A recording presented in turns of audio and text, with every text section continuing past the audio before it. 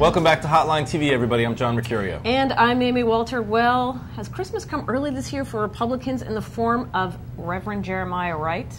His continued presence in the public eye has already trickled down to some special election races.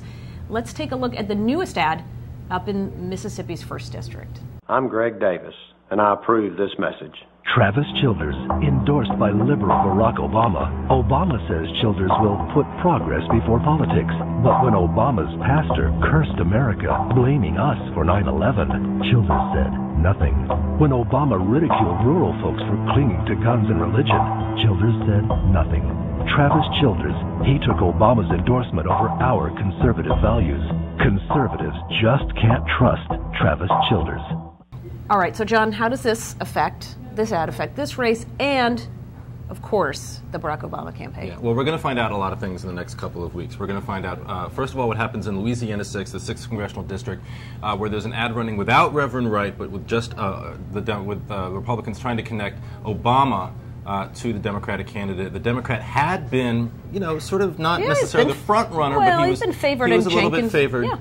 In a very Republican district, and so if this hurts him, if Woody Jenkins is actually able to win, that could spell trouble for Obama next week on the 6th in North Carolina and Indiana. If he has trouble there, then we're going to be watching on the 13th to see what happens in Mississippi's 1st Congressional District. Very Republican territory, very conservative, but also a large African American population and because we're all going to be looking demographic in that race, and that's of course the race where the ad that you just saw is running. Right, because Louisiana 6 also has a significant African American population too. So you're going to go into places where we're going to get back to the same discussion, which is how much will we see the issue of race, the polarizing in the Democratic primary. Right. So while nobody expects Hillary Clinton to win North Carolina, and while Hillary Clinton may or may not be heading in Indiana, don't know what's going on there, what we're really looking for, again, is to see if there are more divisions among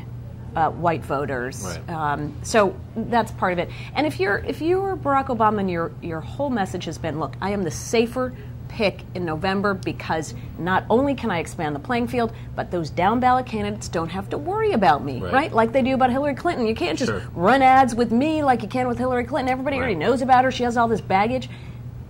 But this is the hardest test. The hardest test and possible. It's almost not fair. Nobody expected. To do that. I mean, nobody in a normal year would expect that any Democratic presidential candidate would be able to help their candidate in Mississippi's 1st Congressional District. So, I think we're talking about a little bit of an double uphill standard. challenge. Yeah, and it's not Obama. a fair standard. Although, to be fair, he did show up in ads.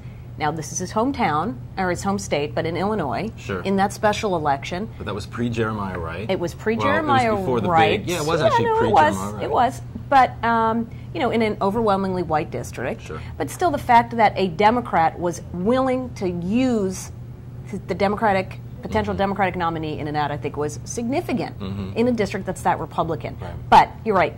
We get into these districts, southern districts, much more Republican than Illinois. So much to talk about. We didn't even get to the bigger question that I just don't understand. Why is Reverend Wright doing this? Why is he going out there? Is he trying to extend his 15 minutes of fame? Does it have any? Is he trying to help Barack Obama because he's not helping Obama? No, this isn't about Obama. This is about him. It seems very clear that he wants this to be about he says this is about the church. This isn't about me. It is about him. And is he that tone deaf? I mean, if he actually does believe, as he says, that it's not about him, that it's about it's not about Obama, it's about the church, is he so tone deaf as to actually believe that he's not having a negative impact on Obama? These are questions. We'll have to have him on the show. After that little diatribe, I'm sure he would love to come on. But it seems as though we have run out of time for today's show. But you know what? We are going to be right back here tomorrow on Hotline TV.